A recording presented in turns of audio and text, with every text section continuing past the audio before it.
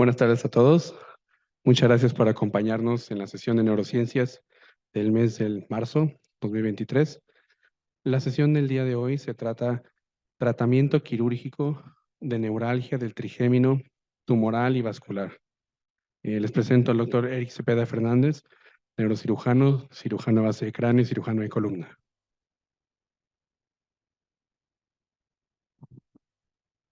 Muchas gracias por la invitación, gracias a todos por su atención. Rápidamente, sin más preámbulo, la idea es presentar dos casos que fueron tratados por nuestro equipo quirúrgico, el doctor David Gallardo y un servidor. Además, contaremos con la presencia del doctor Marcos Garfias y el doctor Pablo Ichazo, con la idea de tener una visión completa de lo que son los pacientes, y el manejo médico correrá a cargo del doctor Gerson Alavés. Sin más preámbulo, voy a dar paso al doctor Marco Garfias para que nos inicie con la presentación de los casos clínicos. Doctor, por favor. El primer caso es una mujer de la octava década de la vida, casada, católica. El interrogatorio fue directo. Los principales antecedentes patológicos crónicos: la paciente sufre de hipertensión arterial de larga evolución en tratamiento con losartán, diabetes mellitus tipo 2 de 18 años de evolución en tratamiento con metformina, traumáticos transfusionales alérgicos negados y quirúrgicos, la presencia de 3 cesáreas por estado fetal no alentador sin ninguna complicación y una colecistectomía laparoscópica igual sin complicaciones.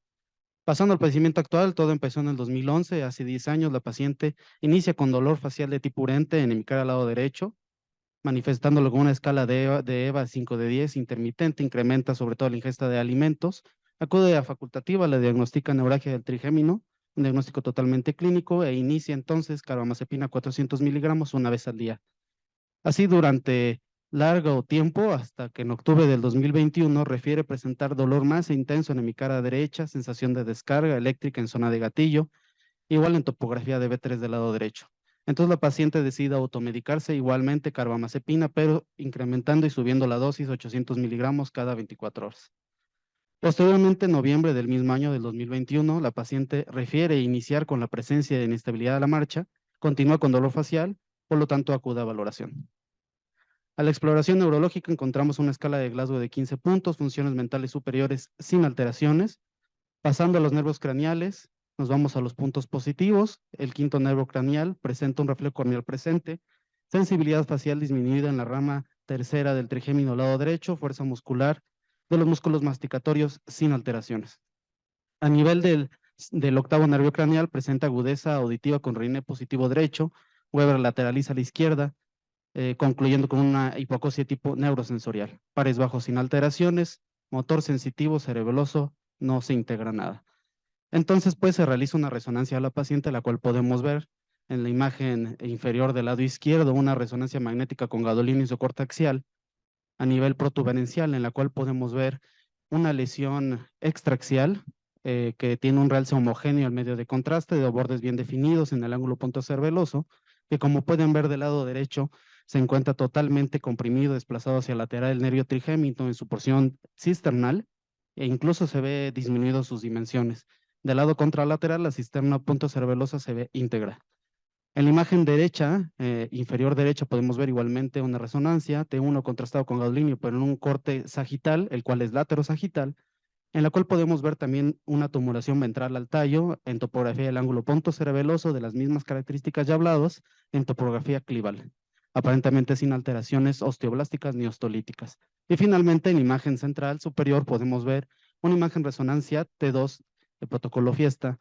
Esto se hace con el objetivo de visualizar en mayor proporción y mayor especificación los nervios craneales. Podemos ver igualmente a nivel del ángulo punto cerebeloso del lado derecho una lesión extraaxial con bordes bien definidos, el nervio trigémino desplazado hacia lateral, disminuido sus dimensiones, sobre todo laterales, y en el ángulo punto cerebeloso contralateral realmente no vemos ninguna alteración. Y también es importante mencionar que esta lesión, al estar en el ángulo punto cerebeloso y al ser medial al nervio trigémino, podemos concluir que es una lesión en la región petroclival. Pasando al caso 2, igualmente encontramos una mujer de 70 años, católica. El interrogatorio también fue directo. Hablando de los antecedentes crónicos, tenemos que la paciente es hipertensa, igual de larga evolución, tratamiento con losartán, Quirúrgicos, traumáticos, transfusionales y alérgicos, ningún antecedente de importancia. Ella empezó en el 2019 con la presencia de dolor facial tipurente en hemicaria izquierda, en topografía de la segunda y tercera rama del nervio trigémino, 7 días en escala de EVA, intermitente, que en el caso de ella incrementa con el frío. Acuda a facultativo con diagnóstico de semiología clínica de neuralgia del trigémino, igual inicia carbamazepina, 200 miligramos 24 horas, y poco a poco, paulatinamente, durante ese año se fue incrementando hasta 200 miligramos cada 8 horas, siendo 600 el tope. Durante un año no presenta adecuado control, entonces inicia el cambio de medicamento, se cambia a pregabalina, 150 miligramos cada 12 horas, sigue sin haber mejoría, por lo cual se decide realizar bloqueo facial con esteroide y se refiere subjetivamente por la paciente una mejoría hasta el 80%. Así transcurre un año hasta el 2021, donde de nuevo presenta recidiva del dolor. Se decide iniciar con oxcarbamazepina 600 miligramos cada 12 horas. Así se mantiene con adecuado manejo hasta un año en el 2022, que de nuevo presenta recidiva del dolor de las mismas características, por lo cual se inicia protocolo de estudio y se realiza resonancia magnética de cráneo. A la exploración neurológica se presenta que la paciente tiene una escala común de grado 15 puntos, funciones mentales superiores sin alteraciones. Nervios craneales, igual nos vamos a lo positivo, el quinto nervio craneal, reflejo corneal presente, sensibilidad facial disminuida en la rama B2, B3 izquierda, los músculos masticatorios sin alteraciones. No presenta alteraciones del séptimo y octavo nervio craneal, nervios bajos íntegros, motor sensitivo y cerebeloso sin alteraciones. Igualmente podemos ver en esta resonancia, igual es un T2 protocolo fiesta en un corte axial a nivel de la protuberancia, en la cual podemos ver una imagen del ángulo punto cerebeloso del lado izquierdo, una imagen vascular que coincide con una dolicoctasia de la arteria basilar, justamente en esa dirección de medial a lateral en el ángulo punto cerebeloso, que hace un cruce a nivel de la porción cisternal del nervio trigémino de ese lado, del lado izquierdo. Podemos ver del lado contralateral, en esta porción, que no hay ninguna alteración. Podemos ver que es la porción del nervio trigémino, su entrada al cabo de Meckel, y bueno, en este corte no podemos dilucionar el conducto auditivo interno porque es un corte un poco más bajo.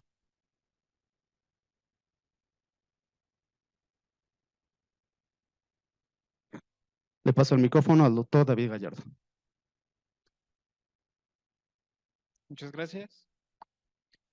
Vamos a iniciar con lo que sería lo que realizamos nosotros, el equipo de cirugía neurológica, en términos de manejo quirúrgico. Ambos casos que nos presentó el doctor Garfias, consideramos que eran candidatos a manejo quirúrgico. En el caso donde yo fui el titular de uno de los casos, es en el caso de una compresión por la dolicoctasia de la arteria basilar. Entonces vamos a presentar el video. Listo. Bueno, pues nada más aquí para recordar rápidamente la imagen que ya nos presentó el doctor Garfias. Se observa ahí el contacto, el cruce vascular con la porción proximal del nervio trigémino. Para este tipo de cirugía hicimos un abordaje retromastoideo para tener acceso obviamente a las estructuras vasculares. Aquí se puede observar cómo se hace el abordaje, la disección para poder liberar y que se pueda observar los nervios craneales. Esta parte pues básicamente solo es quitar la parte de la aracnoides, esto con la finalidad de que se pueda exponer completamente los complejos nerviosos y vasculares y que no se tenga retracción. Aquí podemos ver del lado izquierdo a la derecha los nervios craneales bajos, el nervio facial y el nervio trigémino. Y pues aquí tenemos un acercamiento donde se observa la compresión directa de la arteria basilar que está haciendo contacto de manera repetitiva, evidentemente, sobre la porción del trigémino. Incluso, ya veremos un poquito más adelante, durante la disección se puede observar cómo ya se observa una muesca dentro en la porción del nervio trigémino, pues de todo el tiempo que lleva haciendo ese contacto, ¿no? Aquí está el acercamiento. Y bueno, una vez identificado el problema iniciamos la disección de las estructuras, que básicamente consiste en descomprimirlo. Una vez que vemos que está completamente liberado, se procede a colocar este material que se llama teflón. Básicamente es como una especie de colchón que colocamos entre la estructura vascular y el nervio afectado para pues que se limite el contacto que ha tenido de manera crónica. Y bueno, en términos generales, aquí se puede ver Aquí se decidió colocar un segundo porción de teflón. En este caso es más que nada para asegurarnos, pues, debido a que la memoria de la toxicidad de la arteria basilar, pues a veces es tan importante que podrían movilizar esa porción de teflón. Y bueno, aquí de manera esquemática solo coloqué esta imagen para que se pueda observar con claridad lo que estamos haciendo, pues, el nervio trigémino que se observa ahí y el colchoncito de teflón y la arteria que se desplaza. En este caso y en la mayoría de los casos, la arteria que suele afectar o comprimir el nervio trigémino es la arteria cerebelosa superior, ¿de acuerdo? En este caso fue la arteria basilar. Bueno, una vez que se encuentra completamente aislado el nervio trigémino de la estructura vascular, procedemos a colocar, bueno, esta es una maniobra que se encuentra descrita, que básicamente es comprimir o hacer una pequeña, digamos, lesión de manera intencionada al nervio trigémino, esto con la finalidad de producir que el paciente en el postquirúrgico inmediato tenga básicamente nada de dolor. En algunas ocasiones el paciente presenta un poco de hipoestesia, pero pues en este caso, que era un paciente con un episodio agudo, pues es 100% mejor que el paciente tenga una hipoestesia a presentar el dolor. Aquí colocamos un sustituto de fibrina, que bueno, nada más lo utilizamos para colocar sobre estos colchoncitos de teflón y que no se vaya a movilizar. En el caso específico de esta paciente, seguramente tendrán alguna duda, pues, de qué otros tratamientos pudimos haber realizado.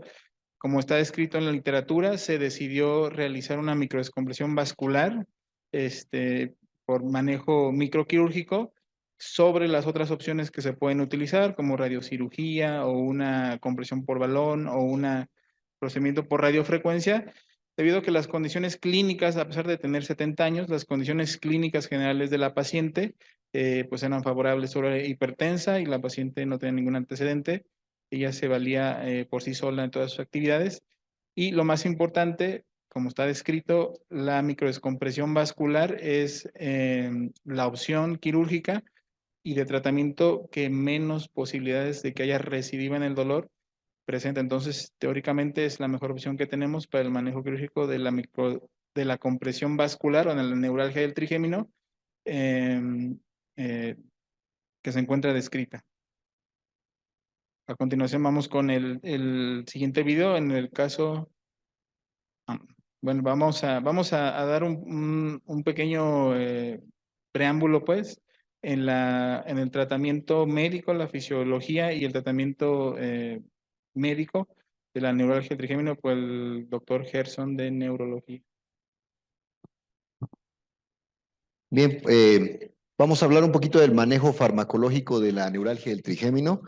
Evidentemente el tema que nos ocupa el día de hoy es quirúrgico y no quiero pues entrar en controversias. Sabemos muy bien que estudiamos el mismo órgano y lejos de vernos como pues discrepantes en el aspecto médico, pues tenemos que formar parte de un mismo equipo. Estamos en el mismo barco, el barco es el paciente y pues la idea es complementarnos mutuamente.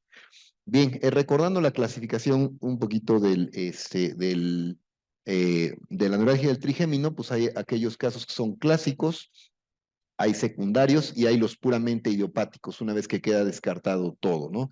En el caso de los secundarios, son los que son asociados a lo que nos ocupa más frecuentemente en el ámbito quirúrgico, a lesiones ocupantes de espacio, en este caso a tumores, que es lo más frecuente, a otras causas, en este caso los vasculares entran principalmente en otras causas, y la esclerosis múltiple para los neurólogos, que es muy importante y muy socorrida, ¿de acuerdo?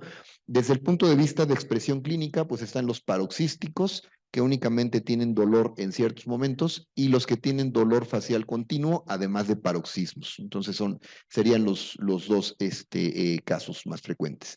Y el abordaje que mencionó el doctor Gallardo, pues es muy importante, porque de pronto los neurólogos, a veces quizá confiados en la pericia o en la supuesta experiencia de años, pues de pronto tratamos algo inicialmente como idiopático sin haber acabado de de estudiarlo a fondo y muchas veces pues podemos detener un proceso que esté en crecimiento, como ya lo mencionó el doctor Gallardo. Bien, los criterios diagnósticos, como sabemos, pues es que es un dolor facial unilateral y recurrente, aunque y pongo aquí unilateral porque muchas veces puede ser bilateral, en una o más distribuciones del nervio trigémino, ¿ok? Y que este dolor tenga las características de que sea muy breve, máximo 2 minutos, y aquí vale la pena decir que entre menos dure, más posibilidades hay de que sea un dolor de tipo neurálgico, ¿no? Digamos, un dolor de 2 minutos ya se aleja un poquito de la descripción. Que la intensidad sea severa en el sentido de mayor de 6 o 7 puntos en la escala visual análoga, y que sea un tipo de descarga eléctrica, disparo, punzada o que sea de una calidad aguda, terebrante, ¿ok?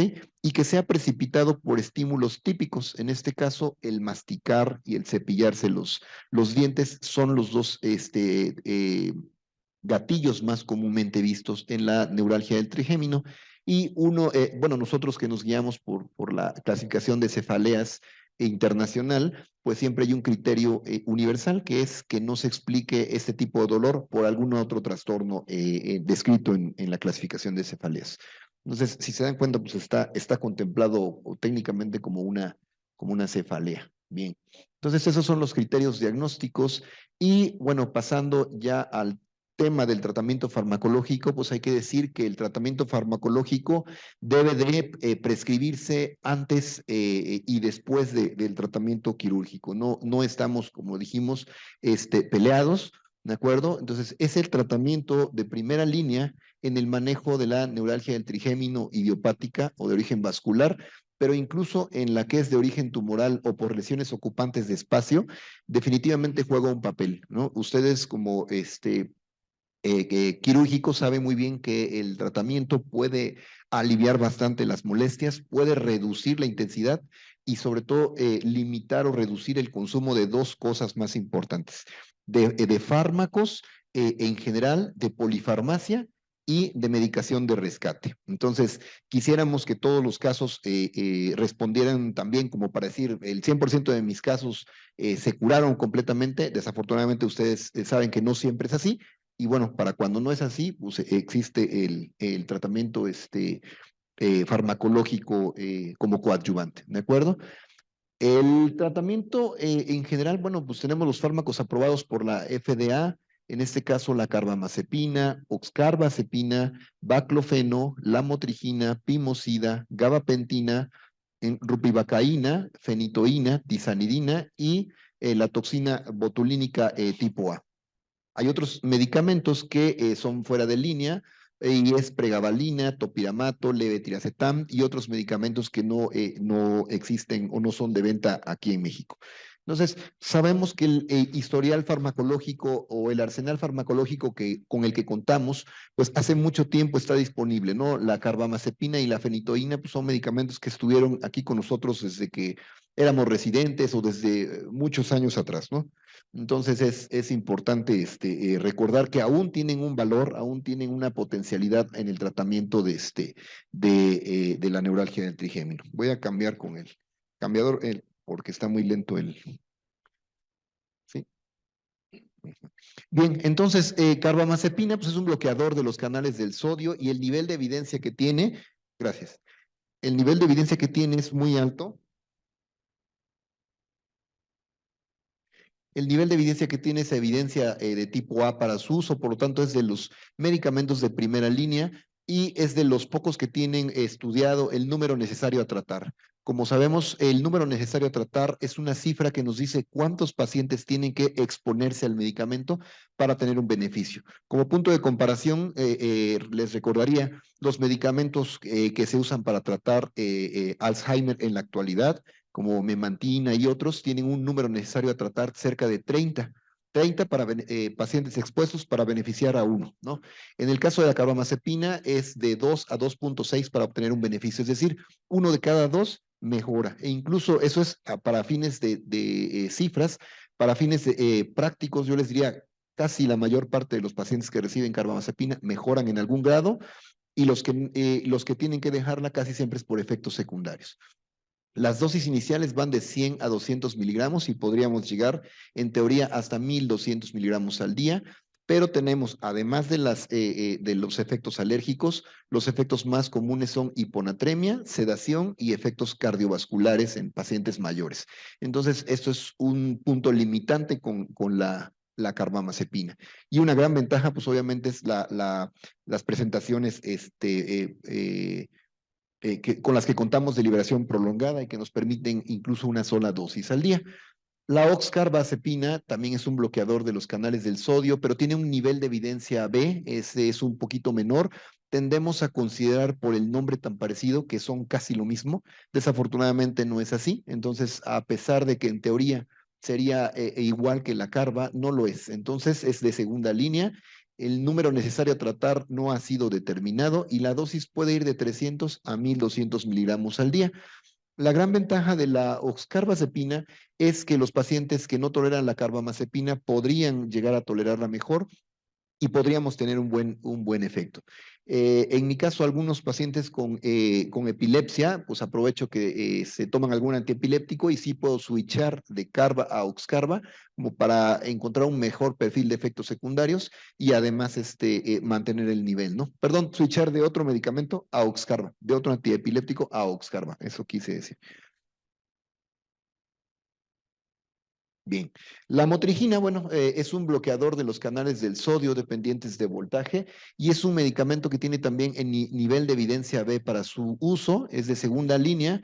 Tampoco tenemos el NNT, el número necesario a tratar, y la dosis terapéutica va de 200 a 400 miligramos al día y como sabemos, entre el 3 al 5% de los pacientes puede llegar a desarrollar necrólisis epidérmica tóxica o síndrome de Stevens-Johnson, como el caso de esta paciente. Entonces, yo he tenido la desfortuna de tener 7 casos de Stevens-Johnson a lo largo del uso de la motrigina, entonces cuesta trabajo llevarlos a cuestas. Uno de ellos fue el hijo de mi jefe, de un jefe que tuve hace mucho tiempo, entonces queriendo quedar bien con el hijo de otro colega, pues pasan estas cosas. Entonces, sé que es difícil, pero bueno, pues quien no usa medicamentos, pues no le pasa nada, eso también es la realidad. Y una de las desventajas también de la motrigina, desafortunadamente, es que para poder reducir la posibilidad de efectos cutáneos, tenemos que irla titulando muy lentamente semana a semana y eso también quita muchísimo pues, la utilidad. Uno la quiere velozmente y pues no se puede. La gabapentina es un bloqueador de los canales de calcio activados por voltaje y tiene un nivel B de evidencia, pero un perfil de seguridad muchísimo mayor, dosis que van de 300 a 1200 miligramos al día. Podemos titularla de una manera más rápida, en 4 días ya la tenemos en dosis en dosis terapéutica y el perfil de efectos secundarios pues no conlleva el síndrome de Stevens-Johnson. Entonces, pues la verdad es que es más práctico hacerlo con gabapentina. La fenitoína es un bloqueador de los canales del sodio, pues como sabemos, de los más viejitos y es de segunda línea también por el perfil de efectos secundarios que tiene tan importante. Las dosis también van de 200 a 300 miligramos al día. Y la gran ventaja es la administración intravenosa en algo que se ha venido a llamar estatus neurálgico, que si bien no hay como tal todavía mucho acuerdo en el término, es aquel paciente que llega con un estatus de dolor intratable, incontrolable, y que llega a la sala de urgencias y que permanece durante varias horas sin poderse tratar. Y aquí, pues, la administración del socorrido Epamín intravenoso, pues, nos da el plus de poderlo sacar adelante si no puede tolerar, por ejemplo, imagínense, esos pacientes no toleran la vía oral, no pueden ni abrir la boca y pues no le podemos dar algo vía oral, ¿no? La que sigue, por favor.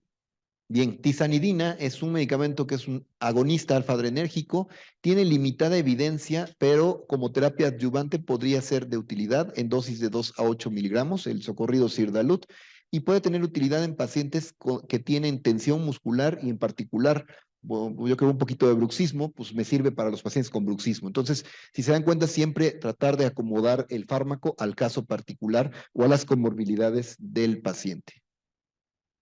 Bien, toxina botulínica tipo A es por traspolación con otras patologías dolorosas, se ha tenido experiencia con este medicamento.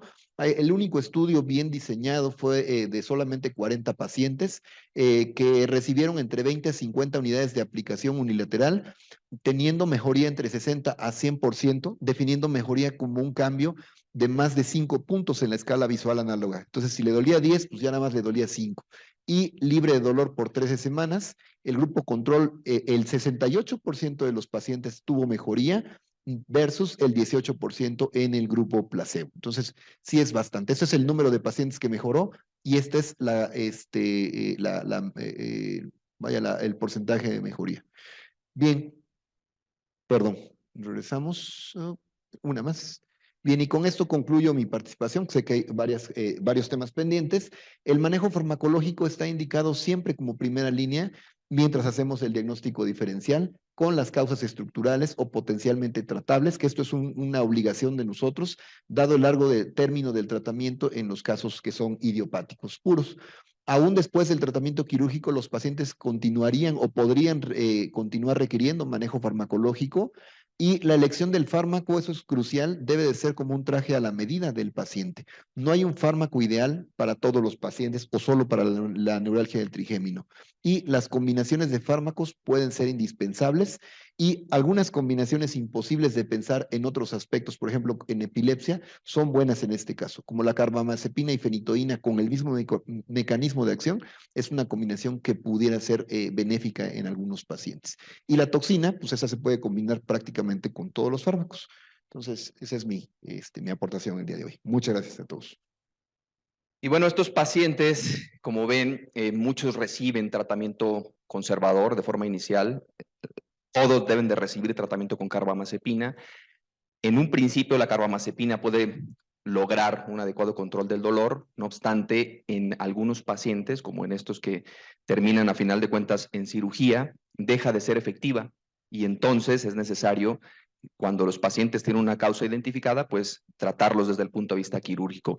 Es el caso de igual que el paciente previo que mostró el doctor David Gallardo.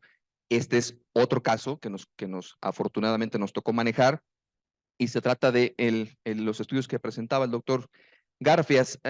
Solamente para recordar un poco acerca de los estudios, quisiera mostrar, este es el tumor, el que mostraba justo en las diapositivas previas el doctor Garfias, y vean cómo la comparación en el tamaño del trigémino. Vemos el trigémino del lado izquierdo, estas son las dimensiones normales del trigémino, pero el trigémino del lado derecho, y si lo vemos aquí en el T2, en el axial T2, está ligeramente adelgazado.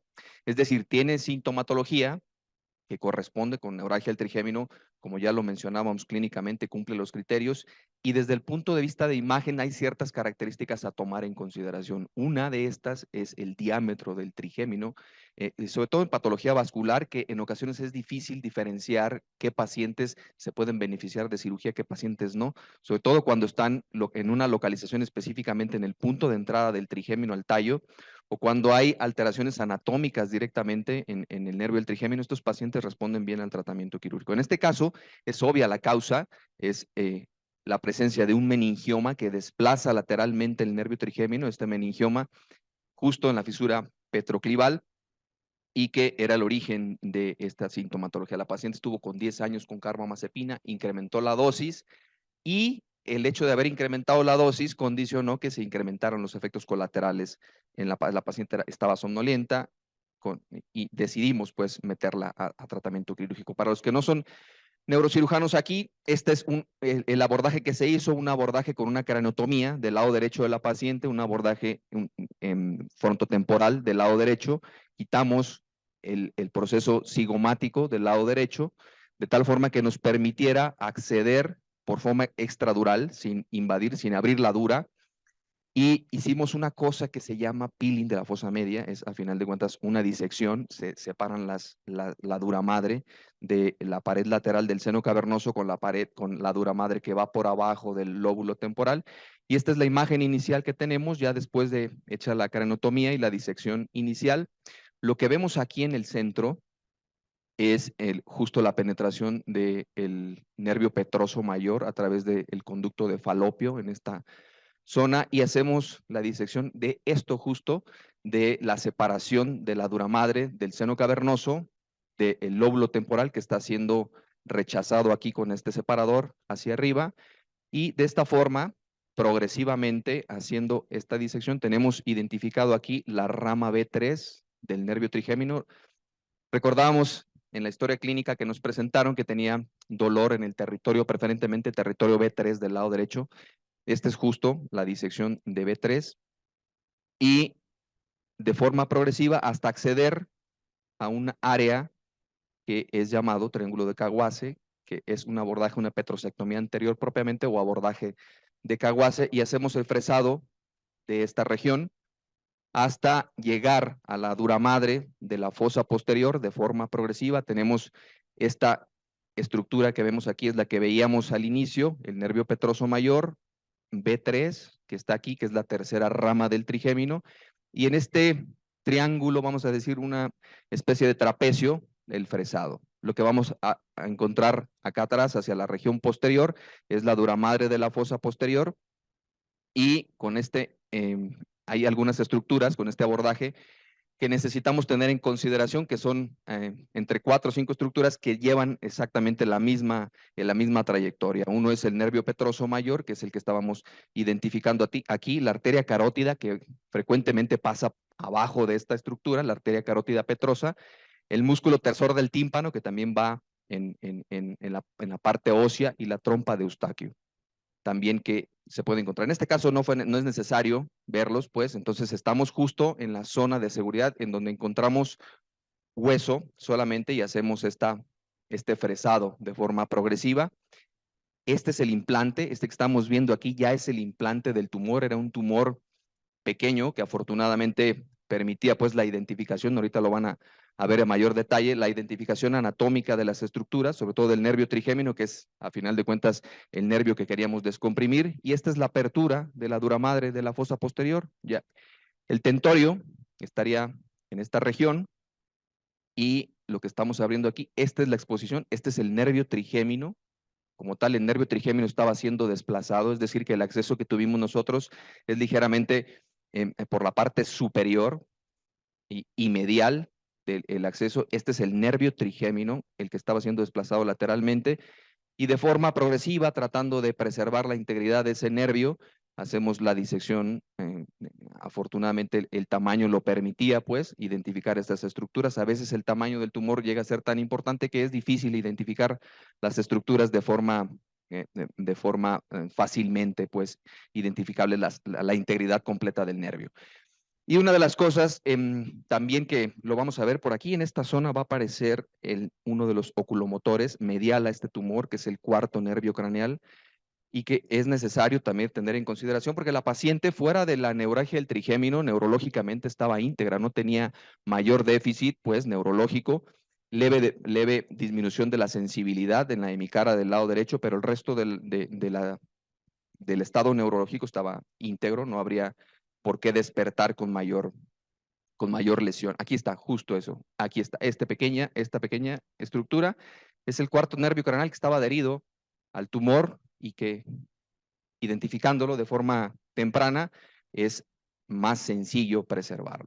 Voy a adelantar un poquito aquí.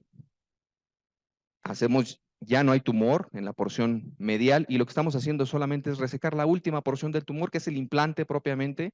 Este es el nervio trigémino ya completamente descomprimido. Este es B3, esta es la rama, pues, cisternal del nervio trigémino cuando llega al ganglio de Gasser, y B3, que veíamos que fue la disección que hicimos de forma inicial. Lo que vemos al fondo es el puente, y esta es la parte final del procedimiento, donde ponemos un poco de grasa para tratar de evitar la fístula del líquido cefalorraquídeo posquirúrgica en este tipo que se puede presentar. Es una complicación, evidentemente, que hay que preservar. Al final, con la colocación de fibrina en el sitio quirúrgico. Y este es el estudio que veíamos, el estudio preoperatorio de la paciente, del lado, estos que están aquí arriba, y este es el estudio posquirúrgico, los cambios aquí. Es importante ver también el estudio posquirúrgico, porque frecuentemente se se acompaña en estos tumores con compresión vascular también, es decir, la presencia del tumor desplaza los vasos sanguíneos, las arterias, y hace que las arterias sean las condicionantes de la neuralgia del trigémino y que es necesario también hacer microdescompresión vascular en este tipo de tumores. Y esta es la paciente. La paciente tuvo en el periodo posquirúrgico parálisis de los nervios oculomotores a pesar de la preservación anatómica de los nervios. Tuvo paresia para los movimientos oculares, pero se mandó a rehabilitación y esta es la paciente al final de 2 o 3 meses después de realizada la cirugía. Y bueno, quisiera pedirle al doctor Ichazo que nos haga favor de hacer una pequeña revisión de lo que hay en la literatura acerca de lo que es el manejo de la neuralgia del trigémino. Muchas gracias, doctor Cepeda. De manera muy breve, voy a focalizar los principales aspectos que hay que tomar en cuenta para realizar un correcto diagnóstico de una neuralgia del trigémino y así poder ofrecer al paciente la mejor terapéutica y pues subsanar sus síntomas que son muy invalidantes y que a eso nos dedicamos y ese es nuestro principal objetivo. Focalizar los principales conceptos para tratar de diferenciar dolor por neuralgia del trigémino y dolor por otras patologías sindromáticas relacionados a dolores craneofaciales. Principalmente, la neuralgia del trigémino cursa con un dolor lacinante tipo eléctrico que es paroxístico. Tiene tiempos, periodos de remisión, tiene tiempos de periodos de recurrencia. Paulatinamente progresa la enfermedad, la historia natural propia, y los periodos de recurrencia son más prolongados que de remisión. Es una característica muy frecuente y, por supuesto, es de carácter unilateral, es decir, solamente se va a presentar en una hemicara. La literatura habla que la mayor parte del porcentaje de pacientes estudiados presenta un dolor en B2, que es lo más, en B2 y B3, que es lo más frecuente, seguidos por el territorio somatotópico de B2 y posteriormente la combinación de los otros territorios somáticos y sensoriales. La duración, 2 segundos a 2 minutos. Eso nos permite diferenciar ese dolor que muchos autores allá en los años de 1700 lo denominaban tic doloroso. ¿Por qué? Porque es un periodo muy breve, muy agudo y que posteriormente presenta su periodo de remisión. La frecuencia reportada de 2 a 50 ataques por día sin llegar a ser un estatus trigeminal como se refirió con anterioridad. La respuesta inicial a medicamentos es una característica muy típica de este tipo de dolor sindromático, que son respondedores a los medicamentos bloqueadores de canales de sodio, como ya se refirió. Carbamazepina es el principal medicamento. Una característica muy importante también de este padecimiento son las zonas gatillos. Siempre las zonas gatillos o zonas desencadenantes del dolor serán ipsilaterales a la zona afectada del dolor. Si el dolor es en el territorio de B2 o B3 del lado derecho, el gatillo obligadamente para pensar nosotros que es una neuralgia del trigémino tiene que ser del lado derecho.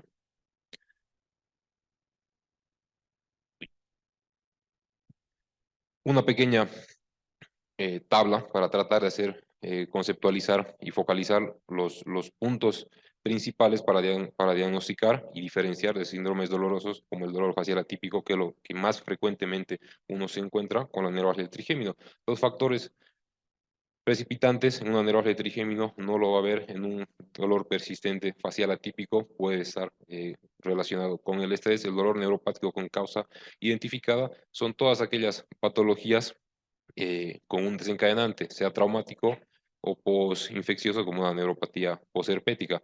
El dolor neuropático idiopático, más que todo de etiología gingivo-alveolar, como la odontalgia atípica o los dolores de la muela fantasma. La localización de ellos siempre va a ser intraorales. La localización del dolor en la neuralgia de trigémino será extra e intraoral dependiendo de la rama afectada. En el dolor neuropático presenta categorías similares, pero en el dolor facial atípico es extraoral o difuso, muchas veces bilateral, y eso es lo que nos puede orientar un poco a pensar que se trata de una neuralgia del trigémino o un dolor facial atípico. La lateralidad, como sí les comenté, en neuralgia trigémino responde a las zonas dermatotópicas, B1, B2 o B3 o la combinación de ellas. En el dolor facial atípico no va a respetar estos dermatomas. En el dolor neuropático con causa identificada, pues será dependiendo de la rama afectada, tanto así como en el origen gingival alveolar. La intensidad es mucho mayor en la neuralgia trigémino. Conforme pasa el tiempo, el dolor incrementa mucho más, no tanto así en el dolor facial atípico. Los síntomas sensitivos, muchas veces se dice una pequeña hipoestesia en los dermatomas afectados, B1, B2 o B3 o la combinación. El dolor facial atípico no existe sintomatología sensorial. Los gatillos presentes ipsilaterales en la neuralgia trigémino, no así siendo presentes en el dolor facial atípico. Y la respuesta clásica a los medicamentos bloqueadores de los canales de sodio en la neuralgia del trigémino, en el dolor persistente facial atípico, es incierta. Puede responder a antidepresivos antisíquicos, como no puede responder.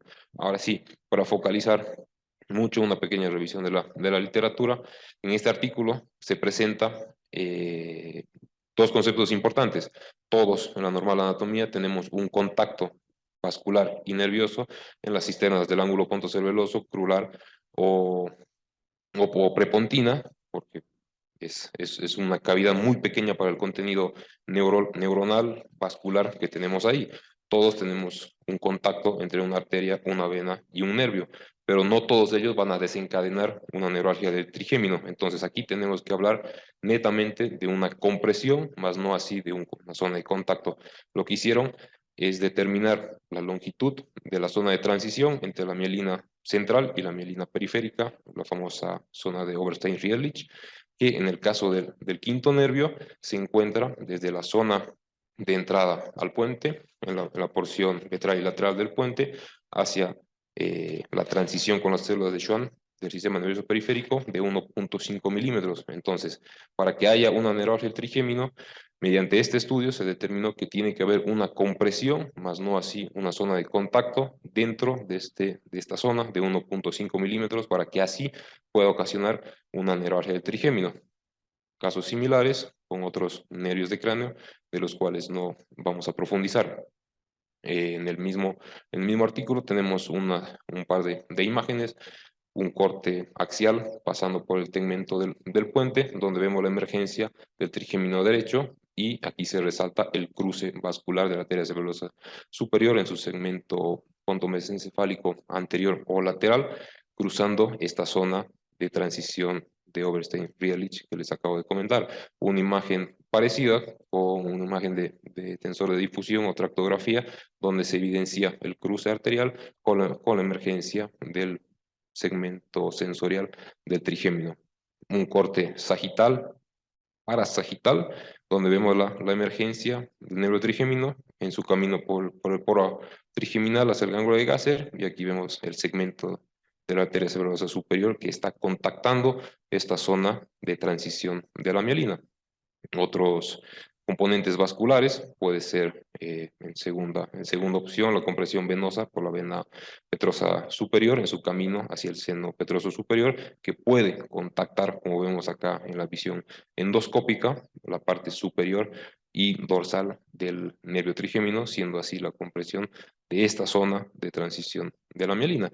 Como vimos en el caso presentado con el doctor Gallardo, la dolicoectasia de la arteria basilar, que es una elongación y un acodamiento excesivo que va a comprimir la zona de salida del nervio trigémino, como vemos en esta imagen axial, en una secuencia de T2, donde vemos marcado la zona de salida del nervio trigémino, y obviamente pues la compresión y el desplazamiento hacia lateral del nervio trigémino en su camino hacia el poro trigeminal.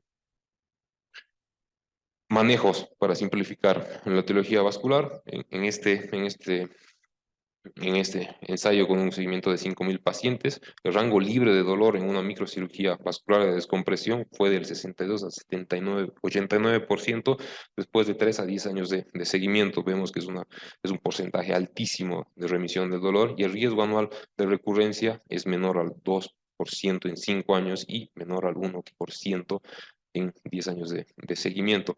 Entonces vemos que la opción microquirúrgica en una etiología vascular da una importante remisión de los síntomas y una respuesta excelente a controlar el dolor. Aquí vemos en el mismo artículo, vemos unas microfotografías de una compresión del lado derecho de la celulosa superior, en la emergencia cisternal del nervio trigémino. Vemos cómo hay una compresión, que es lo que yo les estaba comentando, y hay una indentación muy notoria en la salida o en la porción cisternal del nervio trigémino, que es la que hay que descomprimir y colocar el teflón, el elemento que va a separar a estos dos elementos anatómicos en lo más cerca posible de la zona de transición para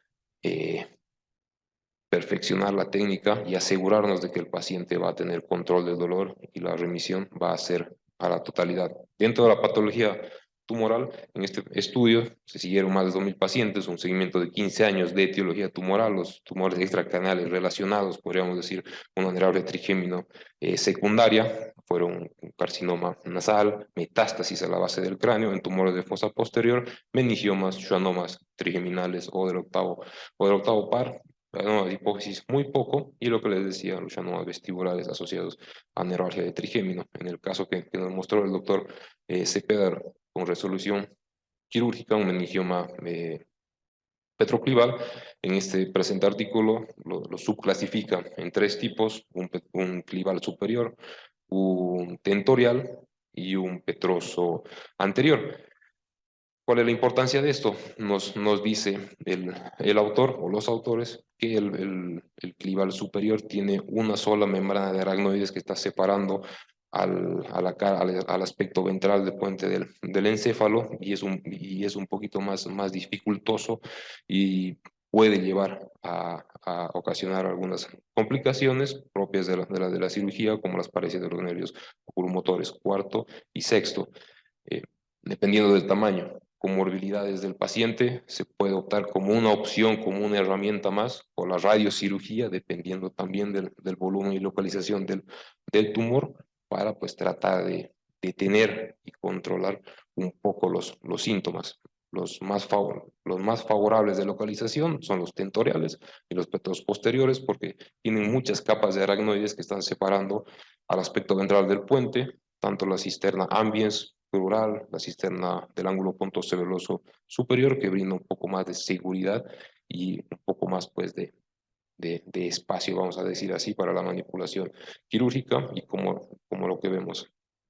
Dependiendo de la localización, el abordaje a seguir va a ser el abordaje tipo Kawase, con una petrosectomía anterior, y como vemos, pues la descompresión pues íntegra del nervio, y pues los rangos de curación, aquí hablamos de curación, pues va a ser muy superior. En este presente estudio se tomaron del 95 al 2014, 1.100 pacientes, de los cuales solo 57 eran afectos de un meningioma petroclival, y de estos 57, solamente 7 presentaban una neuralgia de trigémino secundario a un tumor petroclival. Eso representa en términos porcentuales el 0.8% de este universo estudiado.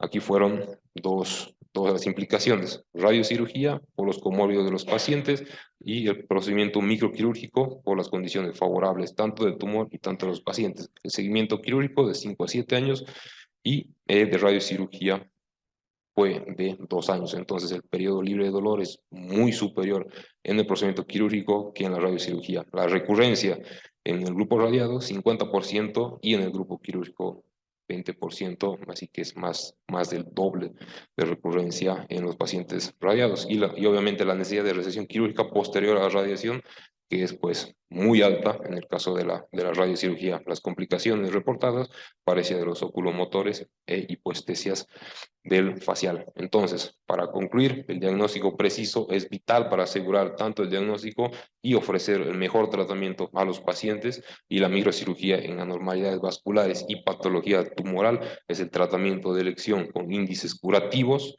y con índices de control del dolor mucho más alto en comparación con otras herramientas que nosotros contamos. La radiocirugía será un procedimiento de elección dependiendo de los comórbidos de los pacientes, o en patologías secundarias como la esclerosis múltiple, o en casos de aspectos idiopáticos de la enfermedad. Muchas gracias.